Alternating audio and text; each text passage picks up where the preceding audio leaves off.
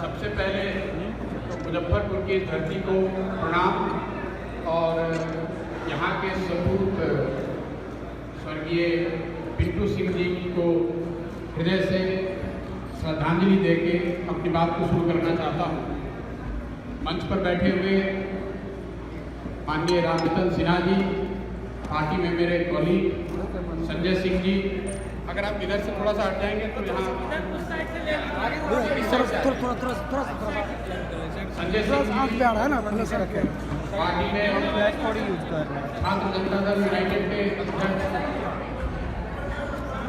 श्याम पटेल जी, भाई रणवीर नंदन जी और मंच पर बैठे हुए पार्टी के सारे सदस्यगण, एक बार मेरे साथ जो दो व्यक्ति यहाँ पार्टी में शामिल हो रहे हैं, अखिल भारतीय विद्यार्थी परिषद के बैनर के तहत चुने गए मुजफ्फरपुर विश्वविद्यालय के अध्यक्ष सिद्धू जी के लिए एक बार जोरदार ताली बजाइए। पूरी ताकत से बजाई नहीं, आप पूरी ताकत से बजाइए।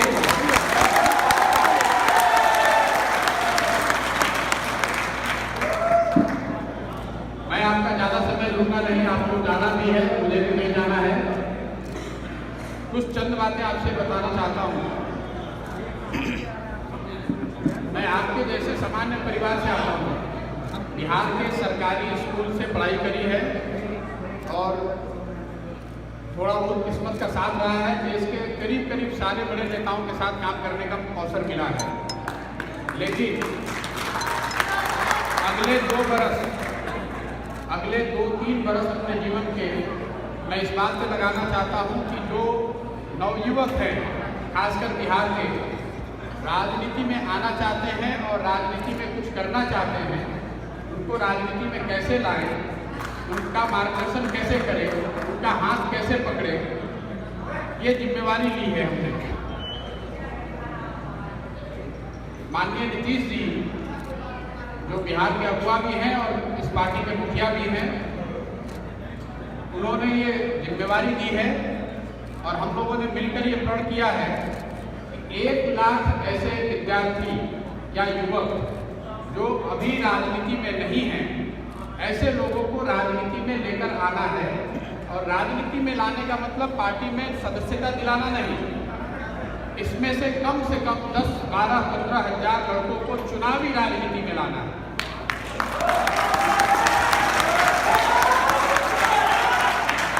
अब आप समझेंगे 10, 12, 15 हजार लोग एमएलए और एमपी तो बन नहीं सकते हैं।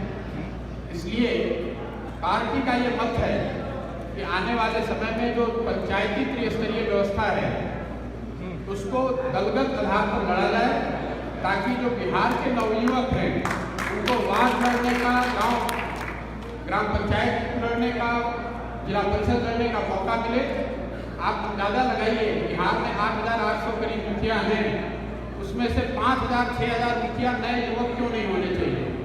अगर वो होंगे तो वहाँ से बिहार के राजनीतिक परिदृश्य में बदलाव लाया जा सकता है। तो मेरा प्रयास अगले 2-3 साल में ये है कि बड़े स्तर पर युवाओं को जोड़ा जाए, उनके साथ मिलकर उनकी क्षमता का उपयोग किया जाए, पार्टी में उनको जगह दी जाए। आप जब नेताओं से मिलते हैं, पार्टियां बात करती हैं युवाओं की भागीदारी की, आपको एक आंकड़ा बताता हूं, आप उसको जरा ध्यान से सुनिए।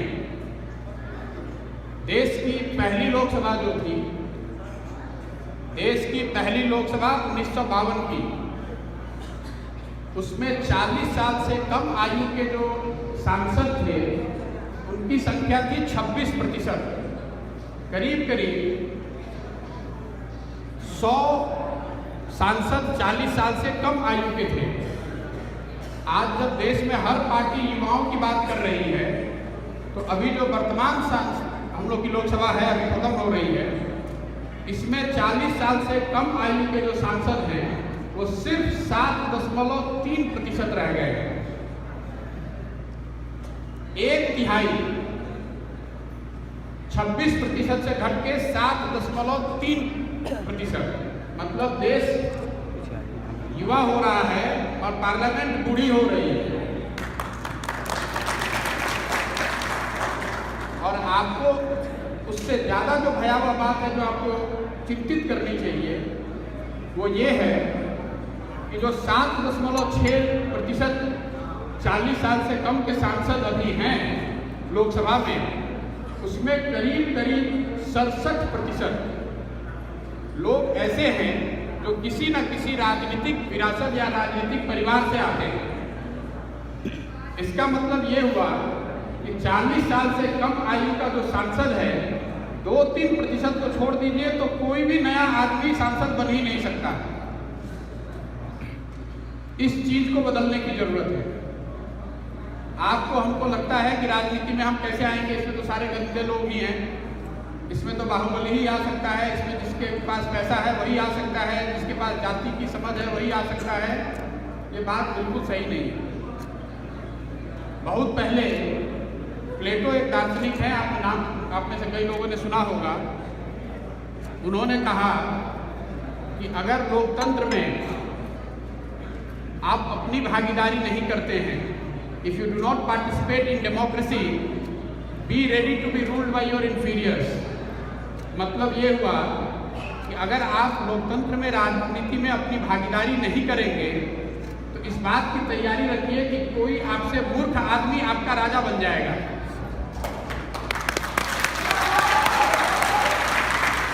अब आप में से कितने ऐसे व्यक्ति हैं जो इस बात के लिए सहमत हैं कि आपका राजा मूर्ख हो? और वो मूर्ख तब नहीं होगा जब आपकी राजनीति में भागीदारी होगी।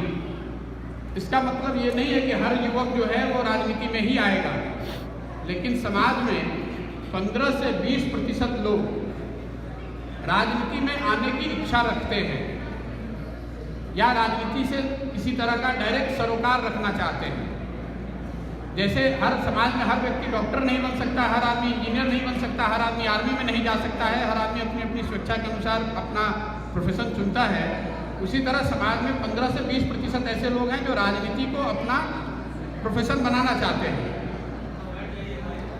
मेरा प्रयास ये है कि बिहार में ऐसे लोग जो राजनीति में आना चाहते हैं उनका हाथ पकड़ा जाए, उनको उनकी क्षमता के अनुसार आगे बढ़ाया जाए और नीतीश जी की प्रेरणा से जनता दल यूनाइटेड वो प्लेटफॉर्म है, मुझे इसका पूरा यकीन है। मैंने देश में करीब सारी पार्टियों को देखने के बाद और उनमें से कईयों के साथ काम करने के बाद ये महसूस किया कि जनता दल यूनाइटेड छोटी सही लेकिन युवाओं के लिए अगर इस तरह का कोई काम करना है तो उसके लिए सही राजनीतिक प्लेटफॉर्म है।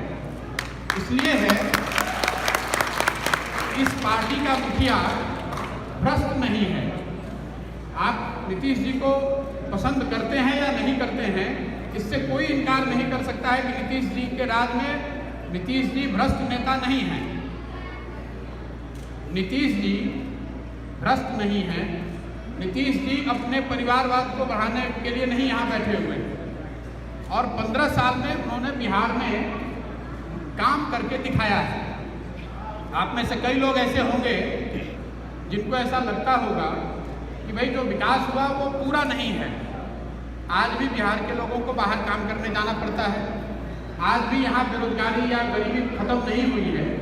मेरा उनसे आग्रह है कि इन विषयों को थोड़ा सा गंभीरता से समझने का प्रयास कीजिए। 2004 में नीतीश जी को जो बिहार मिला वो इतना जर्जर बिहार था कि 12-15 साल के बहुत तेजी से हुए विकास के बावजूद बिहार में अभी भी ज़्यादातर विकास के मानकों पर बहुत आगे रास्ता तय करना बाकी है। विकास के ज़्यादातर मानकों पर बिहार आज भी देश के बॉटम के 5 राज्यों में है। मैं नीतीश जी को कह रहा हूँ, पार्टी को कह रहा हूँ और आपसे भी ये अनुरोध कर रहा हूँ कि बिहार को आगे उसको चलाना चाहिए जो आने वाले 10 साल में, एक मिनट भैया इधर, बिहार को आगे उसको चलाना चाहिए जो आने वाले 10 साल में बिहार को विकास के मानकों पर देश के सर्वप्रथम 10 राज्यों में शामिल कराए।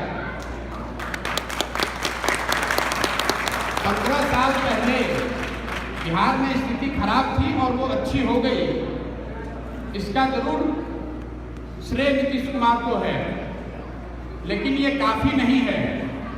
अब नीतीश जी को ये भी बताना है कि आने वाले 10 साल में बिहार महाराष्ट्र के मुकाबले, तमिलनाडु के मुकाबले, उत्तर प्रदेश, मध्य प्रदेश और गुजरात के मुकाबले कहाँ खड़ा होगा।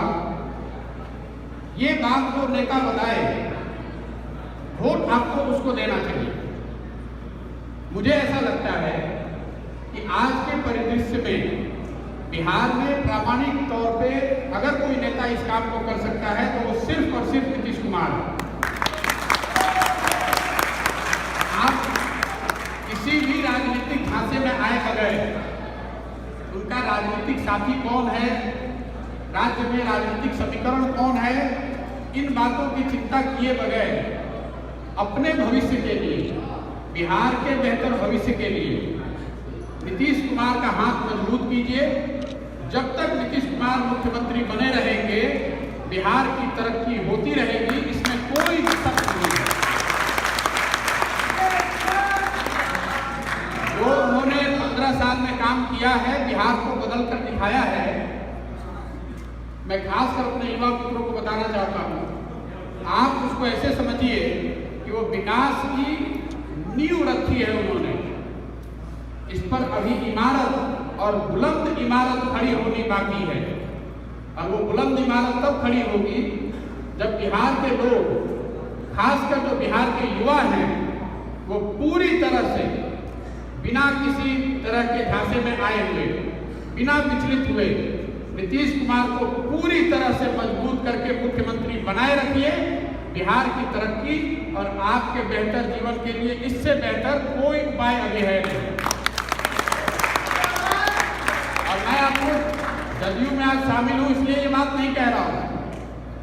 मैं आपको बताता हूं, देश के जितने बड़े नेताओं के साथ मैंने काम किया है, बहुत कम ऐसे नेता हैं, गिनती पर, उंगली पर आप 2-4 लोगों को गिन सकते हैं, जो सत्ता में बैठने के बाद भी अपने सिद्धांतों पर मोर और लेस कायम है। थोड़ी बहुत गलती सब में हो सकती है।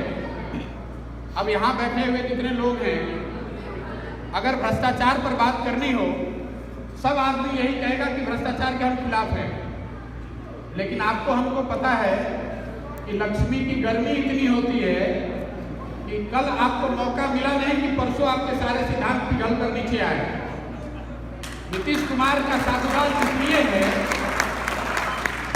30 वर्ष राजनीति में सर्वोच्च शिखर पर बैठने के बाद भी इस आदमी ने अपने सिद्धांतों पर समझौता नहीं किया।